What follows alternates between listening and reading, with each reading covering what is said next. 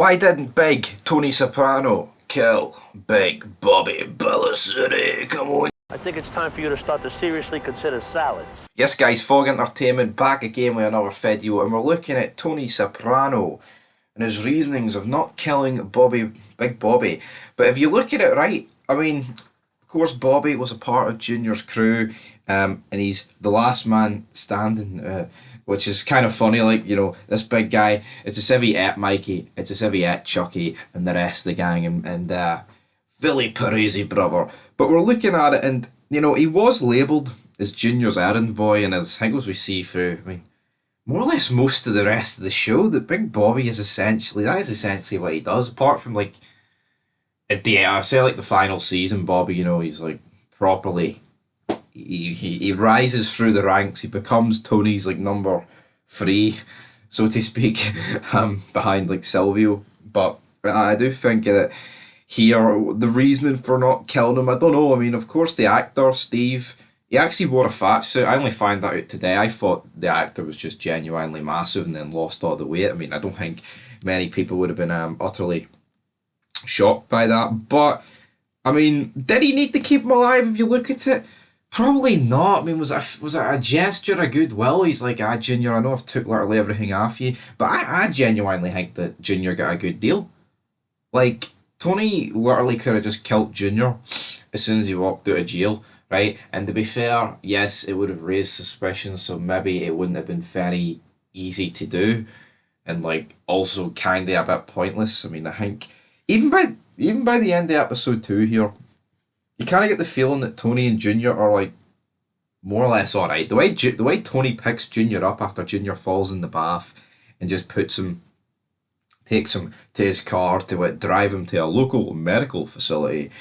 To me, things are alright between uncle and nephew, but at this point, who knows what would have happened. We're more looking at like season 1, and we touched on it in the review. Personally, it is a bit weak in my opinion, right? I know, apparently I like saying that line, but right, anyway, I digress. Like, you've got this guy, Bobby, who we did not see in season 1. Not even a mention of, like I said, could he not have been on the Rico board at least, just to give us a bit of depth? Like, people like kiss the Sopranos ass and say, oh, it's the most well-written TV show ever. But then you've just like plot holes like this. Like, I'm not saying they're like massive plot holes, but it's not just one or two characters. It feels like it's every character, right? And it's different, like Richie Aprile, right? He gets out in episode 3, and there's been no real mention of him. They might, I can't actually remember, but they might have mentioned him like when Jackie was still alive, but I doubt they did. But at least when someone comes out of jail, it's like, well, there's been really no need to mention him. You get me? But, like, because you look at, like, Phil and, like the class of 2004 and season 5, I believe that is, like, there's really, I guess there is really no mention to mention half of, or reason to mention half those guys, but, like, with Bobby and that, like, Philly Parisi guy, so hold on, they're a part of Junior's crew, and we never saw them, like, once in season 1. Like, it's supposed to be his inner circle, his inner crew, and we don't get to see them.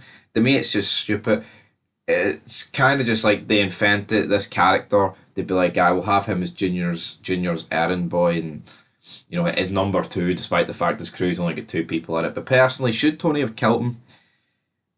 Well, the way, see, this is another problem I've got with season 1, right? Essentially, what they were going for at the end of the season 1, it was like, right, we're going to kill everyone, we're going to get Junior last. But hold on here. But then you've just invented 2 characters with Bobby and Philip Parisi. So what is it? Either you were going to kill them all, and Junior was lucky to escape because he got arrested, or it's just a botch in the writing. And personally, it's a botch in the writing, folks. But anyway, should Tony have killed him? Yes. But in terms of the show, no, because I like Bobby. Funny guy. Pine Barrens, that episode gives me a good wee crack, you know what I mean?